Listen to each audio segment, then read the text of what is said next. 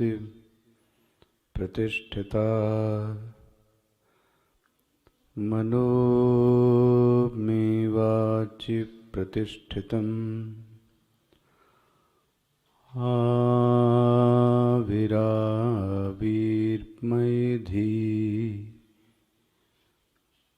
वेदस्यमवाणिस्थः श्रुतं मे मा प्रहासीः अनेनाधीतेन अहोरात्रान् सन्दधामि ऋतं वदिष्यामि सत्यं वदिष्यामि तन्मामवतु तद्वक्तारमवतु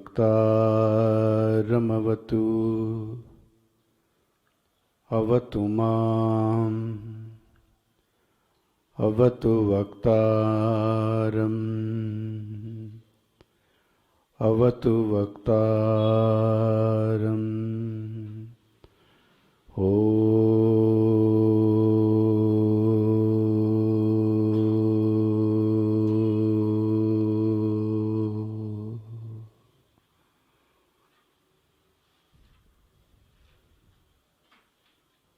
शांति शांति शांति।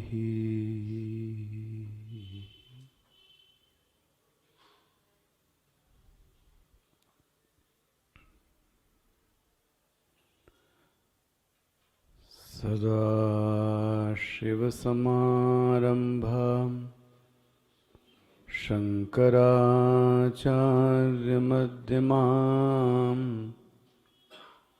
अस्मदाचार्यपर्यन्ताम् वन्दे गुरुपरम्पराम् शङ्करं शङ्कराचार्यं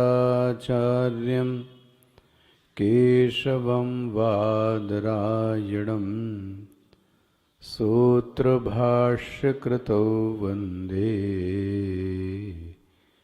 भगवन्तौ पुनः पुनः भगवन्तौ पुनः पुनः भगवन्तौ पुनः पुनः। ओमाप्यायन्तु मम वङ्गानि वाक्प्राणचक्षुश्रोत्रमथो बलम् इन्द्रियाणि च सर्वं ब्रह्मोपनिषदं माहं ब्रह्म निराकुर्याम् मा ब्रह्म निराकरोत् अनिराकरणमस्त्वनिराकरणं मे अस्तु तदात्मनि निरते उपनिषत्सु धर्माः ते मयि सन्तु ते मयि सन्तु। ओम शांति शांति शांति।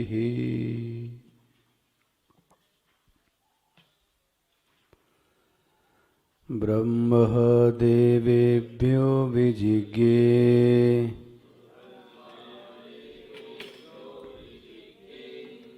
एक साथ भी पढ़ सकते हैं ना। ब्रह्म देवेभ्यो विजिज्ञे तस्य ब्रह्मणो विजये देवा अमहीयन्त ते ऐक्षन्त अस्माकमेवायं विजयो अस्माकमेवायं महिमे इति तद्वैषां विजज्ञो तेभ्योः प्रादुर्बभूव तन्न व्याजानत किमेदं यक्षमिति ते अग्निम् अब्रुवन् जातवेद एतद्विजानीहि किमेतद् यक्षमिति तथेति तदभ्यद्रवत तमभ्यवदत कोऽसीति अग्निर्वा अहमस्मि इति अब्रवीन् जातवेदा वा अहमस्मि इति त्वयि किं वीर्यम् इत्यपीदीयगं सर्वं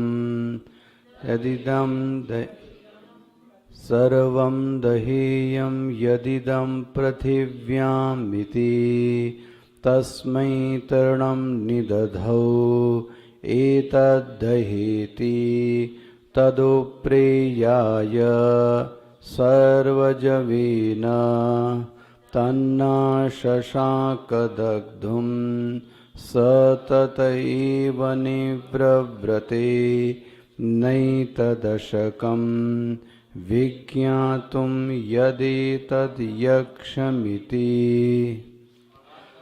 अथवा युमब्रुवन् वायौ एतद्विजानीहि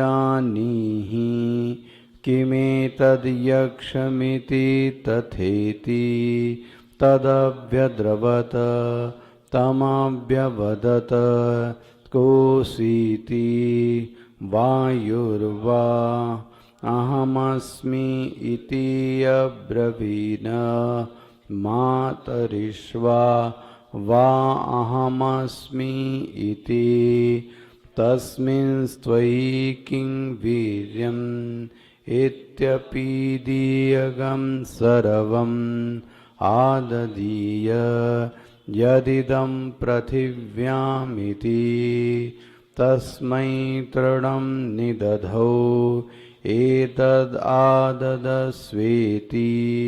तदुप्रेयाय सर्वजवेन तन्ना शशाका दातुं स तत एव निव्रव्रते नैतदशकं विज्ञातुं यदेतद्यक्षमिति अथमिन्द्रम् अब्रुवन् मघवन् एतद्विजानीहि किमेतद्यक्षमिति तथेति तदभ्यद्रवत तस्मान्तिरोदधे स तस्मिन्नेवाकाशे स्त्रियं मा जगाम बहुशोभमानाम् उमां हैमवतीं तां होवाच किमेतद् यक्षमिति इति तृतीयखण्डः।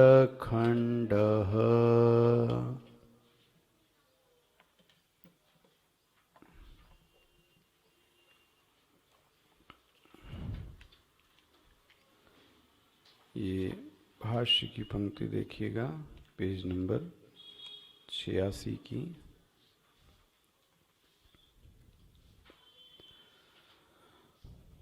स्वयोग मिल गया। स्वयोग माहात्म्य निर्मितेन अद्भुतेन विस्मापनीयेन रूपेण देवानामपीन्द्रियगोचरे प्रादुर्बभूव। तत्प्रादुर्भूतं ब्रह्म न व्यजानत नैव विज्ञातवन्तो देवाः किमिदं यक्षं पूज्यं महद्भूतम् इति। ते तदजानन्तः देवाः सान्तर्भयाः तद्विजिज्ञासवः अग्निम् अग्निग्रामिणं जातवेदसं सर्वज्ञं कल्पम् अब्रुवन्न उक्तवन्तः हे जातवेद एतद् अस्मद्गोचरस्थं यक्षं विजानीहि विशेषतः बुद्ध्यस्य त्वं न तेजस्वी किमेतद् यक्षमिति तथासु इति यद तद यक्षम तम अभ्यद्रवत तत्प्रति गतिवान अग्नि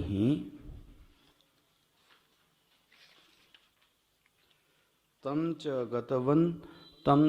गतवंतम पिपृक्षुषुम तत्समीपे अप्रगल्भत्वातूष्णीभूतं तद्यक्षं तमभ्यद्रवद तदग्निं प्रत्युग्भाषत कोसीति।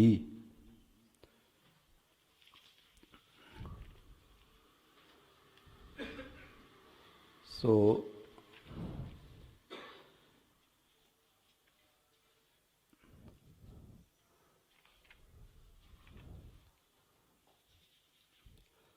वह जो ब्रह्म था उसका प्रादुर्बभूव हुआ। भाष्यकार इस प्रादुर्बभूव शब्द की व्याख्या कर रहे थे। प्रादुर्बभूव का अर्थ शुरुआत में हम लोगों ने किया कि वह जो यक्ष था वह इंद्रियों के सामने आ गया, है ना, पंक्ति मिल गई। देवानामपि इंद्रिय गोचरे, मिला, इंद्रिय के समक्ष आ गया। सो यह चर्चा छुड़ी थी कि वह जो यक्ष था वह किस निमित्त से, उसके शरीर का निमित्त क्या था। तो पिछले प्रवचन में यदि आपको याद हो, ईश्वर के समष्टि के आगमन का निमित्त कोई प्रारब्ध नहीं होता। ये पक्की बात है कि जीव के शरीर का जो निमित्त है वह पूर्व प्रारब्ध है।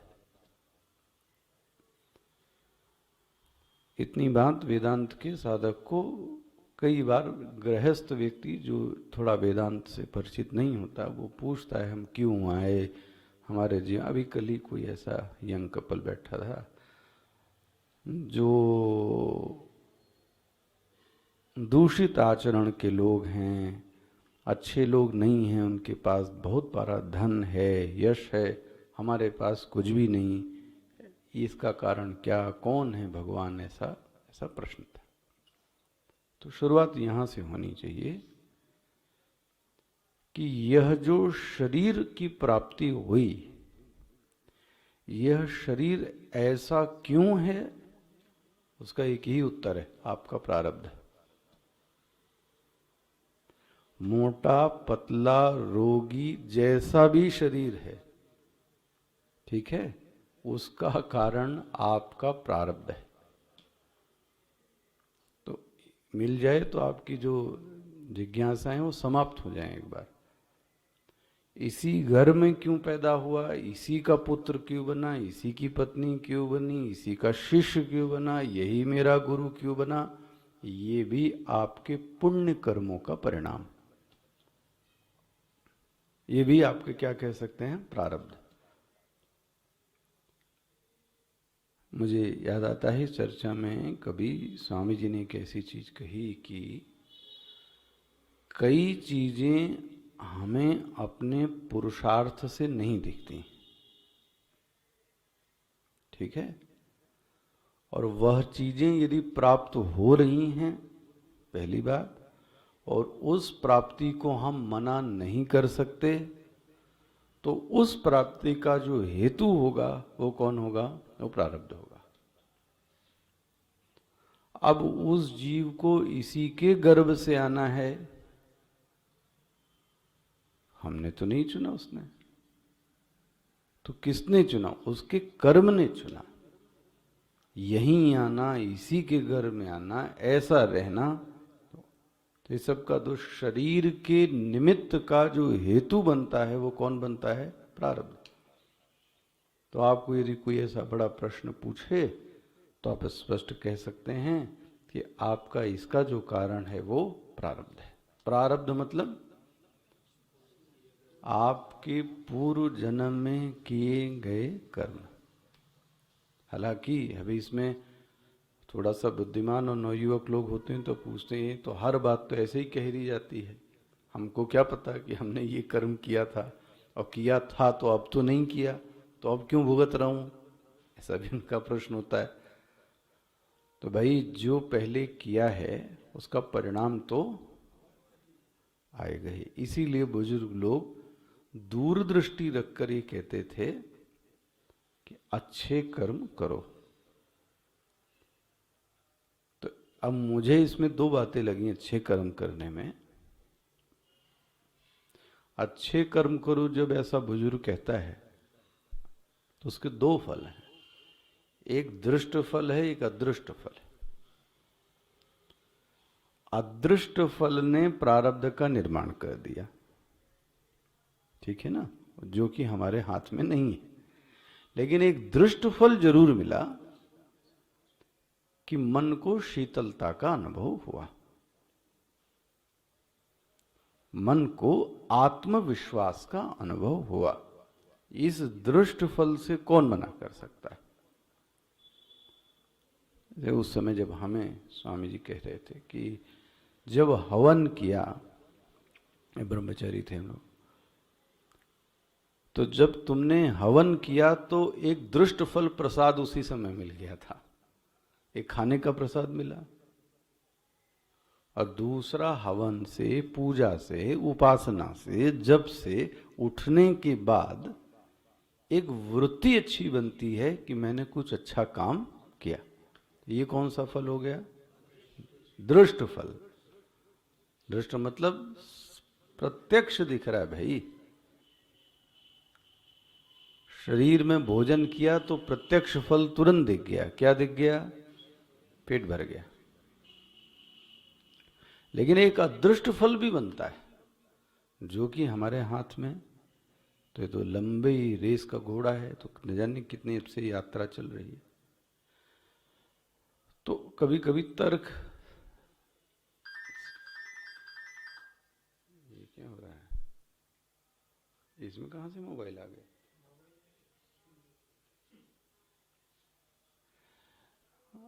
क्या कह रहा था मैं, कुछ दिमाग में था, देखो स्लिप हो गया। उसके आगे कुछ सोच रहा था। है तो वह ईश्वर के लिए ऐसा, उसके जो नवयुवक होते ना, उनका मत हो सकता है कि हमने अभी तो कुछ नहीं किया गलत, तो अभी नहीं किया तो आपने क्या किया है, पहले किया है। भाई कई चीजें, एक यह सत्य दिखाई देता है कि जो चीजें, हाँ इसको ऐसे तर्क से समझे, यह भी तो जीवन का एक सत्य है कि हमने अभी इतने अच्छे चीज की नहीं जितना हमको प्राप्त हो रही है, तो फिर उसका उत्तरदायी कौन होगा। जो चीजें हमने इतनी अच्छी की नहीं, ये हमको पता है और आपको पता है, आपको अपना ना पता, हमें अपना पता है, ऐसा कुछ विशेष तो नहीं किया भाई, तो फिर कहां से प्राप्त हुआ। अच्छा प्राप्त हुआ है तो यहां तुमने किया होगा तभी प्राप्त हुआ है। अब मैं यहां भी कृपावाद नहीं ला रहा हूं, ये कोई ईश्वर की कृपा नहीं है। आपने किया तो आपको मिलेगा, और हमने किया नहीं लेकिन हमको मिल रहा है, ठीक है ना। तो फिर कहां से मिल रहा है, आपने पहले कभी किसी जन्म में, पूर्व जन्म में किया है, आज आपको मिल रहा है। जो ब्याज मिलता है वो कभी पहले दिया था और अब उसका क्या मिल रहा है, ब्याज। तो ये अवतारवाद की भूमिका है, इसलिए इसको याद रखना। अवतारवाद, इसको अभी आऊंगा आखिरी में करने। तो वह जो ईश्वर हमारे सम्मुख आता है, ध्यान रखिए, उस ईश्वर के शरीर का कारण उसका प्रारब्ध कतई नहीं होता। हाँ तो फिर क्या है, कल मैं कह रहा था, निज इच्छा निर्मित तनु माया गुण गोपार निज इच्छा, अपनी इच्छा से क्या करता है वह। अब वो जरूर है कि उसके मन में यह इच्छा क्यों आई, तो वो उसका उत्तर है। लेकिन हाँ, वह बाध्य नहीं है, ठीक है, ईश्वर बाध्य नहीं। तो इसलिए एक यही शब्द तुलसीदास जी का अच्छा है, निज इच्छा निर्मित तनु माया गुण गो पार। तो प्रारब्ध से नहीं, निज इच्छा से आया। यहां भी बोलते हैं वह योग, वह यक्ष क्यों आया, किस निमित्त से। तो देखो भाष्यकार क्या लिखते हैं, स्वयोग महात्म्य निर्मितेन, ये इसका उत्तर मिल गया। वह स्वयोग के महात्म्य से, स्वयोग की महिमा से आया।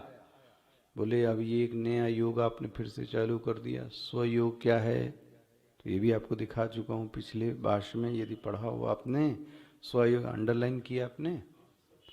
स्वयोग महात्म्य निर्मितेन, भाष्यकार ने क्या बोला, सत्व रज तमसाम त्रयाणाम गुणानाम योग युक्ति घटनम माया। मिल गया आपको, अंडरलाइन किया होगा ये।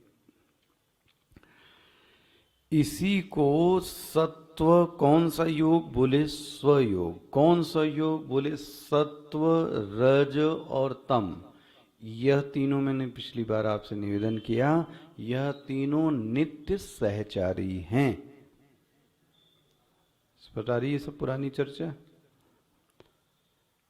जब तमोगुण है तब भी सत्व गुण है, अभी भी आपके अंदर छिपा हुआ रजोगुण भी है और छिपा हुआ तमोगुण भी है। तो बोले फिर आ क्यों नहीं रहा बाहर। जब निमित्त उपस्थित हो जाएगा, निमित्त उपस्थित होगा, तो फिर वो भी देखो अगर पीने के संस्कार उपलब्ध हैं किसी के, तो जैसे ही निमित्त मिलता है तो उसकी इच्छा क्या हो गई, जाग गई। अच्छा, आपके सामने अगर रखा भी जावे तो भी कोई फर्क नहीं पड़ता। क्यों नहीं पड़ा, निमित्त तो आपके सामने भी आया, तो उसने क्यों उठा लिया वो चीज, आपने क्यों नहीं उठाई। क्या कहोगे, अंदर का संस्कार जो था वो क्या हो गया, जाग गया है। तो इसलिए मैं कह रहा हूं, नित्य सहचारी शब्द जब बोलता हूं तो यह तीनों गुण आप में विराजमान है।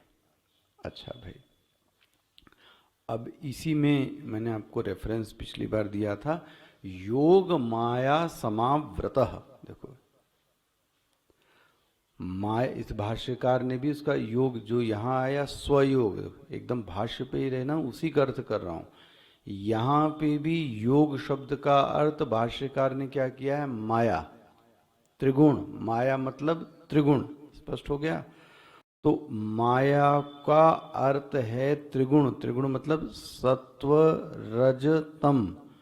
तो गुण को भी योग कहते हैं, ठीक है, गुण को भी क्या कह दिया, योग। योग मतलब त्रिगुण। और माया का भी अर्थ क्या है, त्रिगुण। तो गुण ही माया है। स्पष्ट हो रहा है ये चीजें। इसी को त्रिगुण कहते हैं, इसी को माया कहते हैं। कभी ये मत भूलिएगा कि माया में त्रिगुण होता है। माया एव त्रिगुण, माया ही तीन गुण है। चाहे त्रिगुण बोले और चाहे क्या बोले, माया, बात कैसी है, एक है।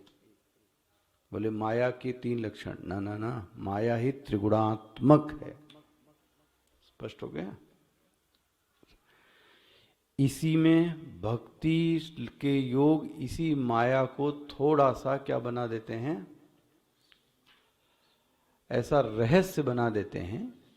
तो लेकिन आपके यहां तो स्पष्ट है त्रिगुण। अच्छा, अब इसके लिए पिछली बार मैं एक दृष्टांत दे रहा था। तुलसीदास जी ने ईश्वर को भी कौन सी उपमा दे दी,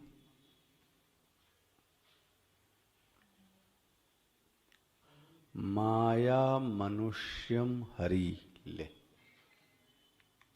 आता है, सुंदरकांड का मंगलाचरण। अब क्या अर्थ करोगे? यहां तो स्पष्ट बोल दिया,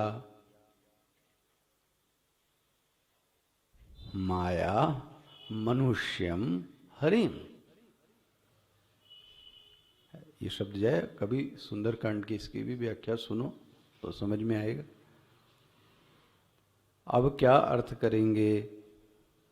तो बोलते हैं, वह जो ईश्वर ने जो शरीर धारण किया, कौन सा शरीर धारण किया? मनुष्य का शरीर धारण किया। वह माया से धारण किया। माया से धारण किया हुआ अर्थ क्या हुआ?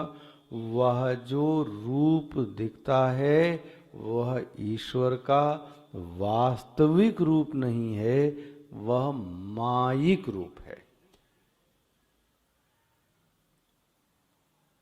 स्पष्ट हो रहा है? ये मायिक है मतलब क्या हुआ? माया का अर्थ हुआ यहां वह दिखाई देता है, वास्तव में नहीं है। ये माया का अर्थ हो गया। अविद्यमानत्वे अपि भासमानत्वम। अविद्यमान होते हुए भी जो भासमान है, जो ब्रह्म है, वो कभी विरह की अग्नि में नहीं पड़ता। जो ब्रह्म है, जो ईश्वर है, वो पत्नी के वियोग में कभी पागलपन नहीं करता। लेकिन हे खग, हे मृग, तुम देखी सीता मृग ने। ये क्या है? अविद्यमानत्वे अपि भासमानत्वम। भासमानत्वम, भासित तो होता है, लेकिन भासित होने को ही सच मत समझो। वह चीज भासित हो रही है जो कभी त्रिकाल में ब्रह्म कभी ऐसा हो नहीं सकता, लेकिन भासित होता है। यही कह रहा था। तीनों वक्ताओं ने मानस में, तीनों श्रोताओं को यही उत्तर दिया कि जो तुम राम के बारे में प्रश्न कर रहे हो, तुम्हारे प्रश्न का मूल यह है कि जो दिख रहा है तुम उसी को ब्रह्म समझ रहे हो। यह जो दिखने वाला ब्रह्म है, यह आभासिक ब्रह्म है। इसीलिए आपको भी अज्ञान की दशा में आभास चैतन्य कहा जाता है। क्योंकि जो आप दिख रहे हैं और जो आप हैं, उन दोनों में क्या है? बोले महाराज आपकी बात ये समझ में नहीं आ रही, क्या कह रहे हो आप? चलो, ये माया मनुष्य मरी के लिए कहता हूं। माइक शब्द को ऐसा समझें कि एक व्यक्ति ऊपर से बहुत गुस्सा कर रहा है, लेकिन अंदर से उसका अंतःकरण शांत है, कोई नहीं उसके अंदर, बोल भी जाता है। अगर चर्चा ना चले तो भूल भी जाता है। यही मायावी रूप है। और चल जाए तो ऐसा रोता है, ऐसा गाता है। तो अंदर से शांत है, ऊपर से महाराज खूब क्रोधी दिखा रहा है। ऐसे रूप को आप क्या कहोगे? माइक। और जगत का व्यवहार दिखाऊं, आपसे ऊपर से बड़ी आपकी हितैषी और बड़ी मीठी बातें करता है। और ऐसे लगता है कि हमारा जो सबसे बड़ा हितैषी है, यहाँ तक कि माता पिता गुरु से सबसे बड़ा जो हितैषी वो यही है मेरा। हो, कितनी प्रिय वाक्य बोलता है, कितनी हितकारी वाक्य बोलता है। लेकिन आपको भी पता है, जब हम लोग भी ऐसा रूप धारण करते हैं तो अंदर से हम फिर क्या हुए? मायावी कहलाएंगे कि नहीं? जो हम हैं नहीं वह हम दिखा रहे हैं। जो हम हैं नहीं, अब क्या गलत शब्द से प्रातःकाल बोलना फिर से वही। हाँ, उठावने में जो रूप दिखता है जनता जनार्दन का, वो कौन सा है? रिश्तेदार का तो हो सकता है, लेकिन जो लोग आते हैं वो क्या है, तो व्यवहार निभाने के लिए आते हैं। तो कौन सा रूप हुआ? मायावी। मायावी मतलब अंदर से नहीं है और बाहर से आपको दिखे, बातें कर। भाई आप कभी कभी जो बात वह बोल रहा है वह बात जब उसके व्यक्तित्व में निमित्त आने पर आपको नहीं दिखती, तो दूसरा व्यक्ति क्या कहता है अंत में, जो ये दिखते हैं ये है नहीं। क्यों? क्योंकि निमित्त आने पर आपका असली रूप क्या हुआ उसने देख लिया। अभी यहीं से, खैर ये तो वेदांत है, ये व्यवहारी, यहीं से व्यक्तित्व का हल्का होना प्रारंभ होता है। जो व्यक्तित्व का हल्का होना होता है ना, वो यहीं से प्रारंभ होता है। मान लो हमने एक व्यक्ति को आपसे बोला कि आप इनसे भाई रहो, ये आपको सब कुछ करेंगे, तो आपके मन में उसके प्रति महिमा बुद्धि जागृत हो गई, क्योंकि भाई हमने उनको इंट्रोड्यूस किया कि ये। लेकिन जैसे ही आप उसके संपर्क में आए और आपने उसका जब मायावी रूप देखा, तो धीरे से व्यक्ति वहां से क्या हो गया, बोले ये जो हैं वो दिखते नहीं। तो व्यक्तित्व में हल्कापन क्या हो गया, प्रारंभ हो गया। क्यों? माया। स्पष्ट हो गया? इसमें कुछ रह जाता है प्रश्न? माया का अर्थ आभास। आभास मतलब सच नहीं है लेकिन सच सा लगता है। अच्छा, अब तो इसलिए मैं कह रहा हूं असत नहीं है, ध्यान रखना। असत मतलब तो शश श्रृंगार जैसे खरगोश के, वो नहीं कह रहा हूं। असत नहीं है ईश्वर, आभास है। अच्छा भाई, अब माया का लड़का होने के कारण प्रपंच भी क्या है? जैसा कारण वैसा कार्य। जगत जो प्रसूत हुआ वह माया से ही हुआ है। तो जब माया से ही पैदा हुआ तो ये भी क्या कहलाएगा? मायिक। इसलिए वेदांत शब्द क्या प्रयोग करता है? मायिक जगत। आप सब शब्द आते हैं, कभी कभी हिंदी में लिखता है मायिक जगत, क्योंकि माया से पैदा हुआ इसलिए इसका नाम क्या पड़ गया? मायिक जगत। तो अब क्या कहें, तो वह जो ईश्वर का विग्रह भी है वह भी कैसा है? क्या कहेंगे? मायिक ही तो हुआ भाई, क्योंकि जो दिख रहा है वह सच।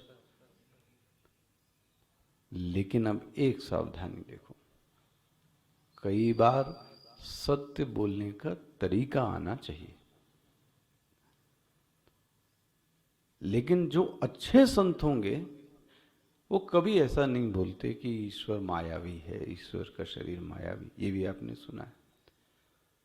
इसलिए वेदांत शब्द जो प्रयोग करता है वो कहता है ईश्वर का जो शरीर है वो लीला विग्रह है। देखो कैसे शब्द को बदला।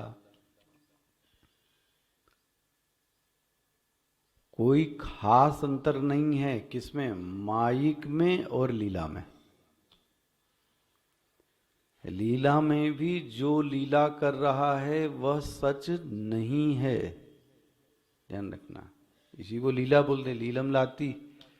लीलम लाती,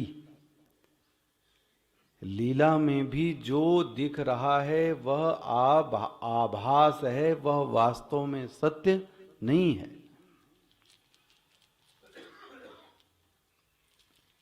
है ना? लेकिन वेदांत उसको माइक अब नहीं बोलता, उसको क्या बोलता है? लीला विग्रह। भगवान की ये सब जो चरित्र हुए इसको क्या बोलते हैं? इसीलिए हम लोग लीला। लेकिन ध्यान रखें,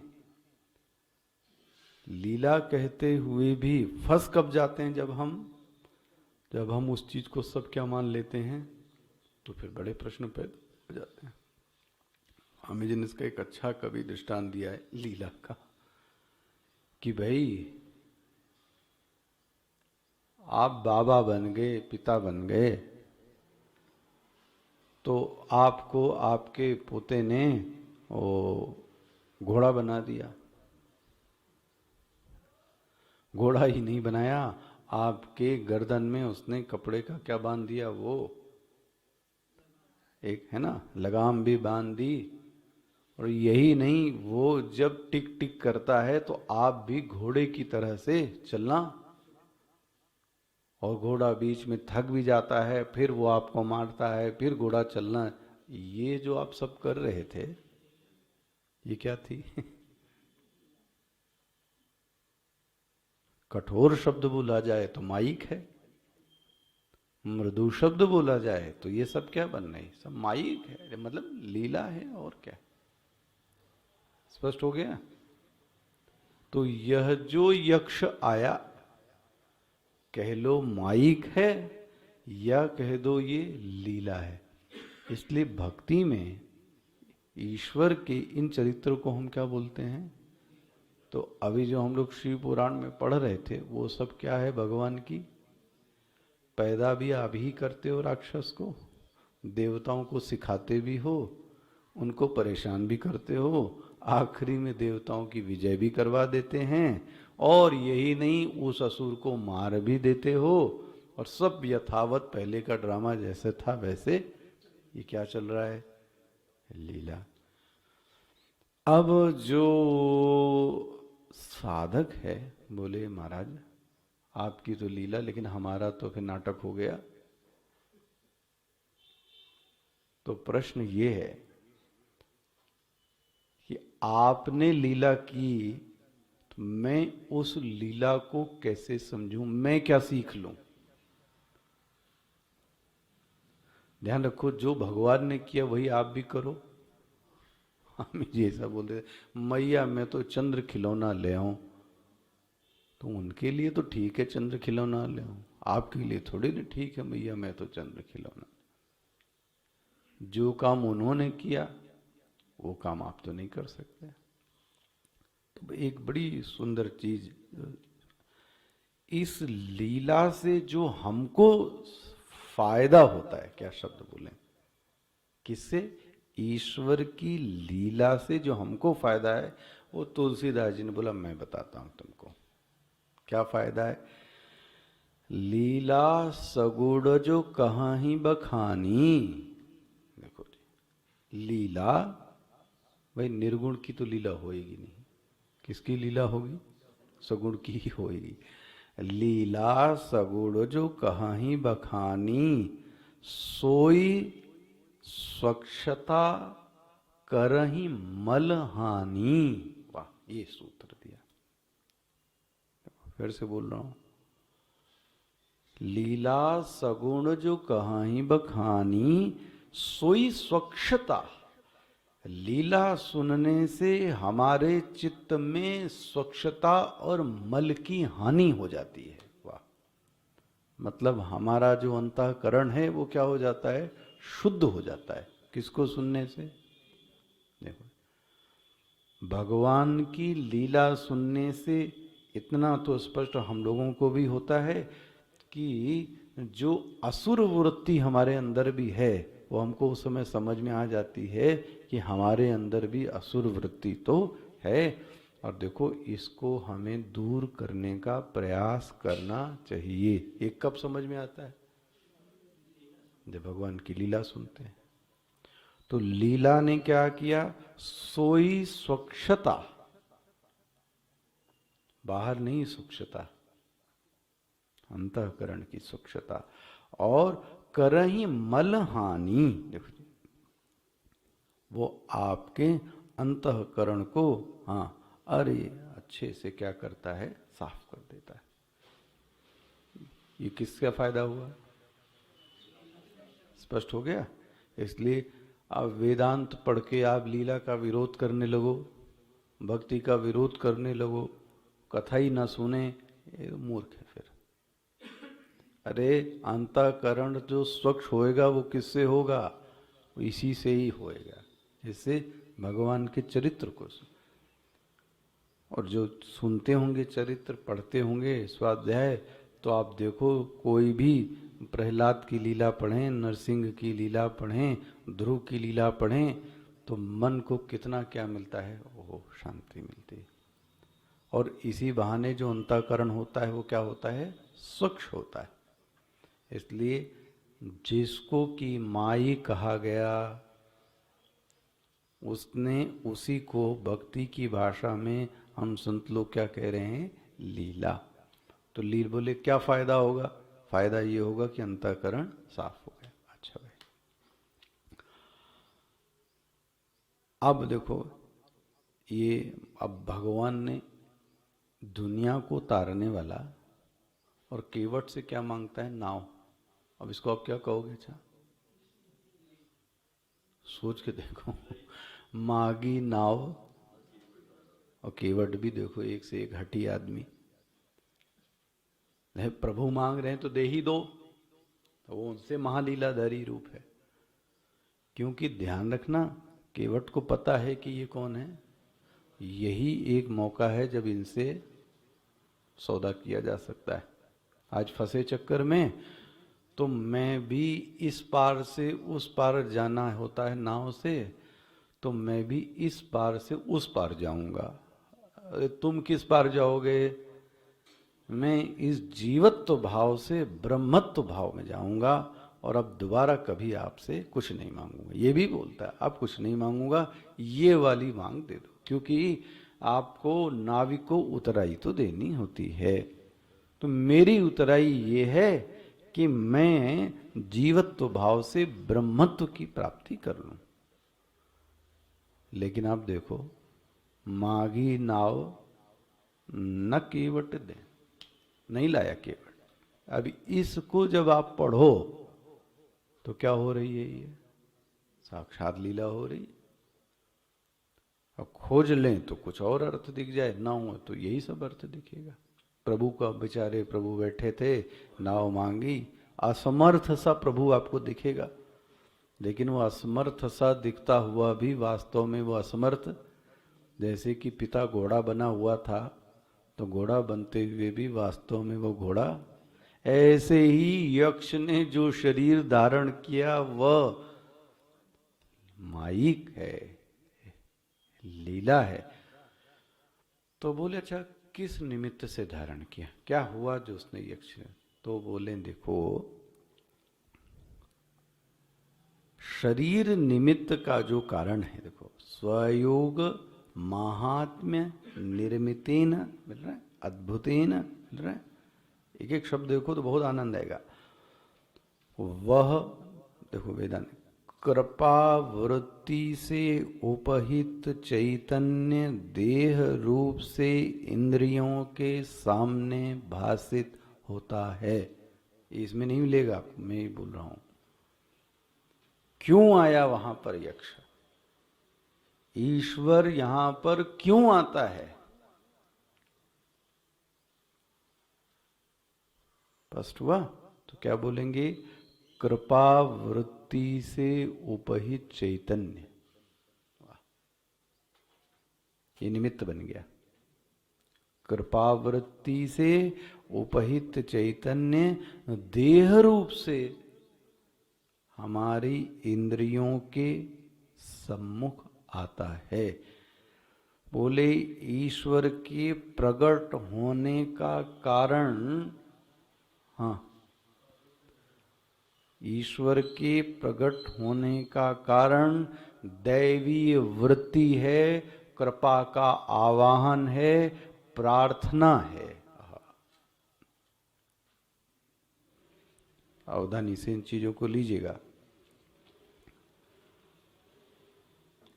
ईश्वर के प्रकट होने का कारण या तो कृपा कह लीजिए, हाँ, दूसरा क्या बोला, दैवीय वृत्ति है। ये ज्यादा सटीक है। कौन, दैवीय वृत्ति।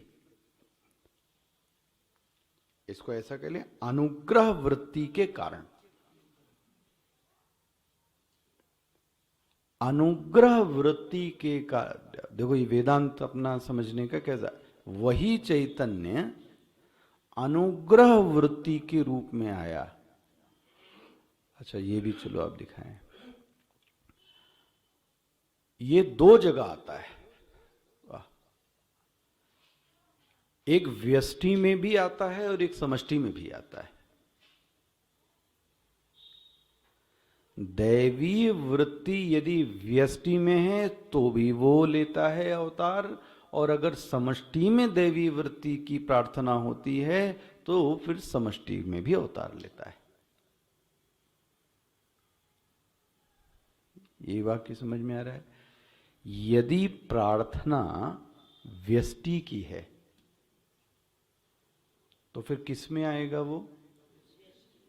मान लें प्रार्थना आपने की तो सबके लिए नहीं आएगा, सबके लिए नहीं आएगा, तो किसके लिए आएगा? आपके लिए। क्योंकि प्रार्थना किसने की? जैसे की, जैसे कि दिखाओ। हाँ, ध्रुव, ध्रुव समष्टि की प्रार्थना थी क्या? ध्रुव ने प्रार्थना की। प्रहलाद प्रार्थना समष्टि ने की थी। आओ प्रभु, कौन चिल्ला रहा था वहां, प्रभु आओ? प्रहलाद ने बोला भगवान इसका ये प्रश्न है कि खंबे से भी प्रकट हो जाओ, जड़ से भी प्रकट हो जाओ, तो आप जरा आओ भगवान। प्रार्थना द्रौपदी की थी तो ध्रुव हुए, प्रहलाद हुए।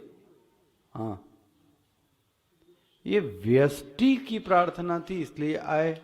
अच्छा दूसरा दिखा देता हूं, जब समष्टि की प्रार्थना हुई तब राम और कृष्ण बन के आए, तो पूर्ण अवतार बन के आ गए।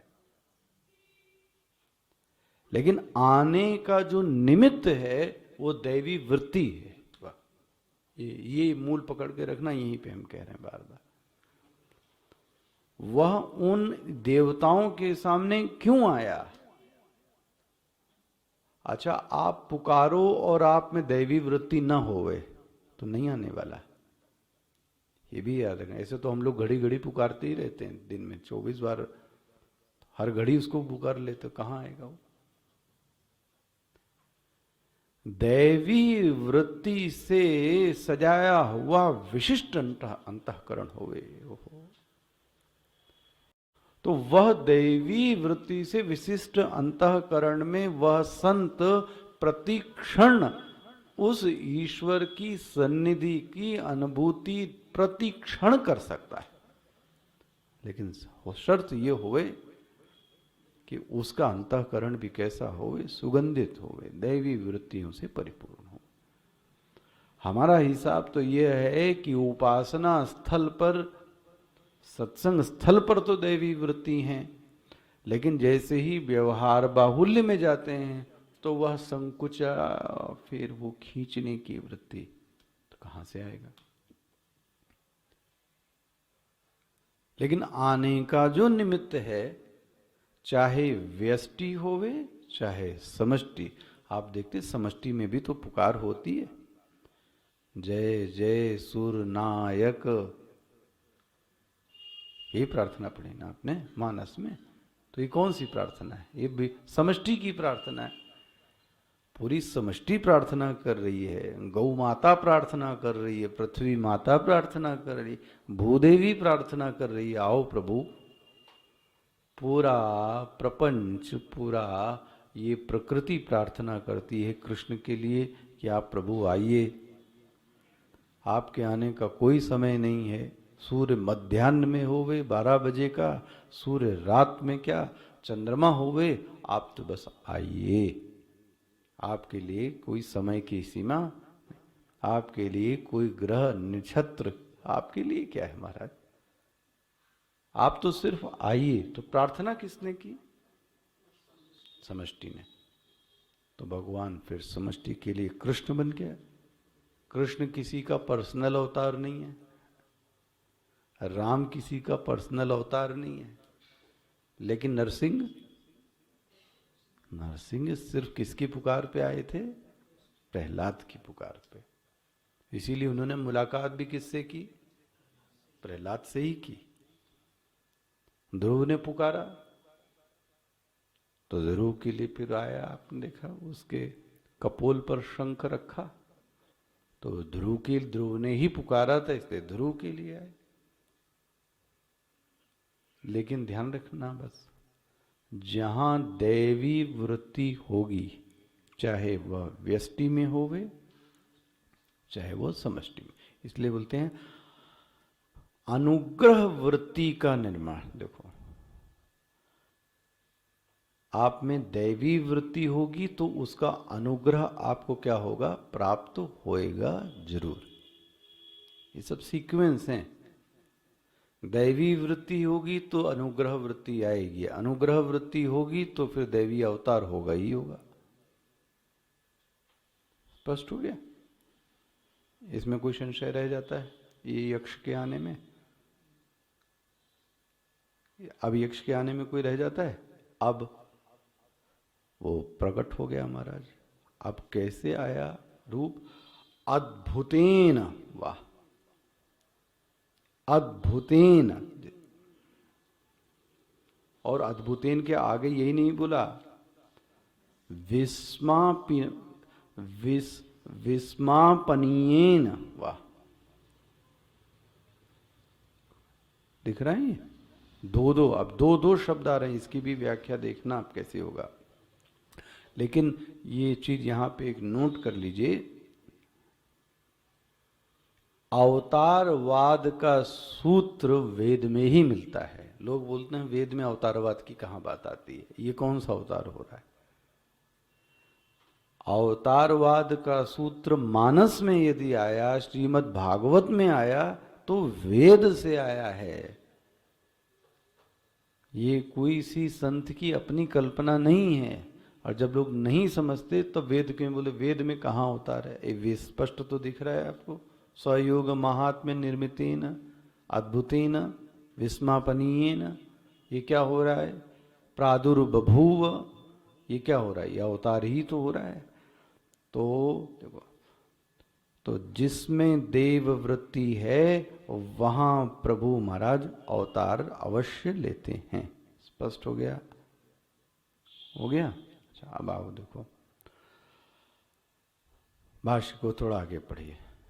प्रादुर्बभु तत्प्रादुर्भूतम ब्रह्म न व्याजानत।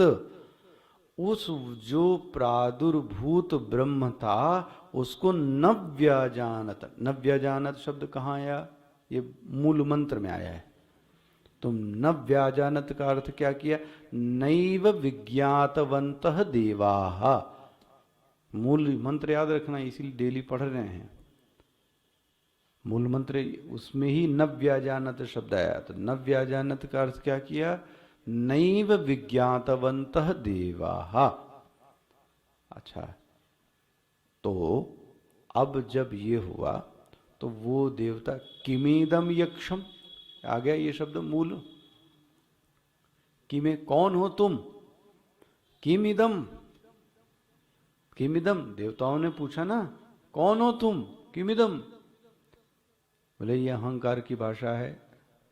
बहुत लोग यही पर, कौन हो तुम, कौन हो तुम? वो तो उन्होंने उससे भी ऐसे पूछ लिया, कौन हो तुम? किमिदम यक्षम। अब बहुत सावधानी से देखिएगा, सावधानी से देखिएगा। इसलिए यक्षम, यक्ष शब्द कहाँ आया? मूल मंत्र में। अब देखो कितना बड़ा ज्ञान दूर होता है। यक्ष का अर्थ जो हम और आप समझ रहे हैं वो यक्ष नहीं है। भाष्यकार कहते हैं यक्ष का अर्थ होता है पूज्यम। मिल गया? अंडरलाइन किया आपने? यक्ष का अर्थ क्या है? पूज्यम। ये जो यक्ष हम लोग समझ रहे हैं, यक्ष योनि नहीं। हाँ, हम लोग वही समझ रहे होंगे देवता वाला। किसका वंशज? रिश्तेदार कुबेर का। जो जो ये यक्ष है ना, ये किसके रिश्तेदार है? सब कुबेर के। कुबेर, यहां ये देवताओं वाला वो जो कुबेर का रिश्तेदार है, एक यक्ष योनि भी होती है, पता है आपको? यक्ष, रक्ष, किन्नर, ये सब योनियां होती। बोले कहीं साधक यह न समझ ले कि वो कुबेर वाला कोई चमकता सा मुकुट पहनकर बड़ा, ऐसा कुछ नहीं है। बोले वाह, यह है अज्ञान का भंग। और जो लोग भाष्य को नहीं पढ़ते वो सदैव ही ये कहते हैं यक्ष ने अवतार लिया, यक्ष बन गया। यहां भगवान भाष्यकार कहते हैं यक्षम यक्षमजम पूज्यम महद्भुतम।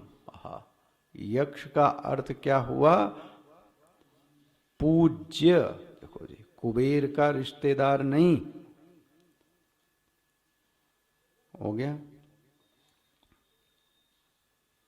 बोले जो ये वाला यक्ष आया, ये वो यक्ष नहीं जो हम समझ रहे हैं। बोले कतई नहीं है। ये जो यक्ष है, यक्ष का अर्थ होता है पूज्य। देखो, देखिए टिप्पणी नंबर, दूसरी टिप्पणी देखिए, दूसरी नंबर की टिप्पणी देखिए। यक्षम, टीका मत देखिए, टिप्पणी देखिएगा नीचे नंबर 2। यक्षम पूज्यम इति अतः कर्मणि घई प्रत्यय, मिल गया? घई प्रत्यय अभिप्रायेण आह यक्ष पूज्यम। यह जो यक्ष शब्द है इसका अर्थ होता है पूज्य। देखो जी, अब ये यक्ष शब्द कैसे बना? ये घई प्रत्यय बना के बना। मिल गया? अब ये आपको व्याकरण पढ़ाएंगे तो टाइम हो जाएगा। मिल गया? कर्मणि, अरे ये जो पढ़ रहे थे भाई 86 पेज पे, नीचे नंबर 2, उस पे देखो यक्ष शब्द पे भी छोटा सा 2 लिखा है, तो वही 2 नीचे लिखो। यक्षम पूज्यम इति अतः कर्मणि घई इति अभिप्रायेण आह। ये शब्द में प्रत्यय बनाकर, कर्म शब्द में कर्मणि प्रयोग से शब्द में प्रत्यय बना। प्रत्यय, प्रत्यय मतलब पीछे जो लगता है। कौन सा प्रत्यय लगा है? घय, एक प्रत्यय है। उस प्रत्यय से बनाकर ये क्या बनता है? यक्ष शब्द। अब बोले ये बात आपकी कुछ समझ में नहीं आ रही है। बोले भाई देखो, ये संस्कृत के लिए 2 होते हैं। एक होता है व्युत्पत्ति, व्युत्पत्ति मतलब कैसे पैदा हुआ, व्युत्पत्ति अर्थ, और एक अर्थ होता है रूढ़ी अर्थ। अब समझे जरा ध्यान से। जैसे जो पंकज शब्द है, पंकज शब्द वो क्या है? तो व्युत्पत्ति से हमने उसका अर्थ क्या कर दिया? रूढ़ी अर्थ, कमल। लेकिन अगर देखा जाए तो कमल कोई जरूरी नहीं है। बोले आप ये क्या कह रहे हैं? हाथ तक इतने साल रटा पंकज मतलब कमल। जो पंकज शब्द है वो पंकाज जायते। पंकाज, पंकाज मतलब कीचड़। जो कीचड़ से पैदा, तो कीचड़ से कोई जरूरी है कमल पैदा हो गए? तो कीड़े भी हो सकते हैं, उसमें तो और भी चीजें पैदा हो सकती हैं। पंकज, ज मतलब जायते। तो जो आपने पंकाज जायते का अर्थ कमल कर दिया, ठीक है, ये रूढ़ी अर्थ है। व्युत्पत्ति अर्थ ये नहीं हो सकता। स्पष्ट हो रहा है? मिल गया? ऐसे तो बहुत सारे शब्द हैं जिसमें आप जा, नारद, नारद का क्या अर्थ होगा? नारम ददाति, नारम ददाति इति नारदम। जो ज्ञान को देता है, तो ज्ञान तो गुरु भी दे सकता है। तो देखो, शब्द का अर्थ निकालने के लिए, इसलिए एग्जैक्ट एंड एरर फ्री होना चाहिए। इतना ज्ञान आपको होवे कि जो व्युत्पत्ति अर्थ है और एक रूढ़ी अर्थ है। तो रूढ़ी अर्थ क्या हो गया? कमल। रूढ़ी अर्थ क्या हमने रट लिया है? कमल। लेकिन उसका व्युत्पत्ति अर्थ देखेंगे तो पंकाज जायते। इसी तरह से जो यक्ष है, ये हमने कौन सा अर्थ ले लिया है? रूढ़ी अर्थ, जो चला आ रहा है। लेकिन इसका जो व्युत्पत्ति अर्थ है, उसका अर्थ होता है पूज्य। स्पष्ट होता है? इसका कौन सा अर्थ लें? व्युत्पत्ति का अर्थ लें। अब कभी जब आप ये कर लोगे यक्ष का कुबेर का रिश्तेदार, तो फिर तो रिश्तेदार तो दैवी वृत्ति, तो देवता ही तो थे आगे, तो दिक्कत क्या थी? फिर तो बनेगी नहीं बात। फिर क्लियर हो गया ना? क्या अर्थ लेंगे? पूज्य भाव। अच्छा, बोले ऐसा कैसे हो सकता है? पूज्य भाव अद्भुतेन, देखो, पूज्य भाव भी होवे और विस्मय भाव भी होवे। दोनों कैसे हो भाई? यक्ष में क्या ऊपर आया ना, अद्भुतेन। अद्भुतेन ये शब्द किसका है? अद्भुतेन उपनिषद का शब्द है। उसका भाष्यकार ने अर्थ क्या किया? विस्मापनीयेन। मिल रहा है? इधर उधर कहां देख रहे हो? पंक्का वहीं पन्ने पे तो है, ऊपर ही पहली पंक्ति। तो प्रश्न यह है कि पूज्य भाव भी होवे और अद्भुत विस्मय रूप भी होवे, ये कैसे हो सकता है? मतलब डर की भी वृत्ति होवे। अद्भुत मतलब उसको देख के क्या लग रहा है? डर लग रहा है, विस्मय हो रहा है देख के उसको, दिल घबरा रहा है, शांत नहीं हो रहा है दिल। और एक तरफ आप बोलते हैं कि उस यक्ष का अर्थ क्या करो? आप पूज्य करो। तो ये दोनों कैसे हो सकता है? तो हमारे स्वामी जी ने इसका बहुत सुंदर ये सब चीजें समझाई थी। बोले क्यों नहीं हो सकता? जो बड़ा है, आपसे श्रेष्ठ है, ज्येष्ठ है, उसके प्रति पूज्य भाव भी होता है और उसके प्रति विस्मय भाव भी होता है। जो हमसे हमको हमारे गुरु यदि हुए, तो जब वो आते थे तो पूज्य भाव तो है ही, नो डाउट। लेकिन जो अंदर वाले जानते हैं, उनको देख के व्यक्ति डरता भी था, विस्मय भी था। भाई क्या कब कौन सा रूप प्रकट हो जाए, कब किस बात पे वो डांट दें। तो ये कौन सा भाव हो गया? विस्मय भाव भी हुआ कि नहीं हुआ? और साथ ही साथ कौन सा भाव चल रहा है? यही तो संबंध है। पूज्य भाव भी होवे और विस्मय भाव भी होवे। बोले ये बात कुछ समझ में नहीं आ रही है। बोले आपको दिखाते हैं भाई। बहुत सुंदर दृष्टांत इसका दिया था स्वामी जी ने कि जब राम और लक्ष्मण को विश्वामित्र जी लेकर गए, तो फूल चुनने में देरी हो गई। गुरु के लिए फूल लाना था, विश्वामित्र जी को पुष्प देने का कार्य शिष्य का था। और फूल ये लोग कहाँ चले गए? वो देखने सीता जी को फुलवारी और ये सब, और उसके आने में इन्होंने देर कर दी, और देर कर दी तो फूल भी देर से लाए। तो जब वह विश्वामित्र जी के सामने आए तो उस समय मन में डर विस्मय का भाव था। आज तो गए। कौन सा भाव था? क्या उस समय पूज्य भाव नहीं था? ध्यान रखो, यह उस व्यक्ति से डर रहे हैं जो 12,000 शत्रु को एक साथ खरदूषण एक ही बाण से क्या कर दे? मार दे। भाई जो डर रहा है वो बल के कम होने के कारण नहीं डर रहा है। एक डर तो ये है कि बल कम है, इतना बलवान व्यक्ति और आके गुरु के सामने क्या कर रहा है? डर। डर मतलब सचमुच में डर रहा है, और डर होने के साथ पूज्य भाव भी है। तो वो कौन सा अवतार होगा फिर? बना। तो यक्ष का जो अर्थ कभी कीजिएगा, अब आप क्या, अच्छे अच्छे महात्मा लोग भी ये गलती करते हैं, वो यक्ष का मतलब क्या ले लेते हैं? तो जब वो यक्ष ही था तो फिर तो देवता ही हुआ, तो देवता देवता तो दोस्ती भाई भाई हुए ना सब, ये उनका तो राजा ही इंद्र है, तो फिर ये कैसे अर्थ करोगे? इसलिए भाष्यकार कहते हैं किमिदम यक्षम, यक्षम का अर्थ क्या कर दिया? पूज्यम।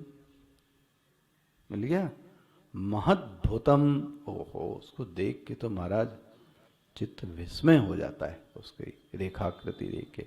पूज्यम महद्भुतम इति ते तद अजानन्तः। हरे हरे राम राम राम। टाइम कल पढ़ेंगे।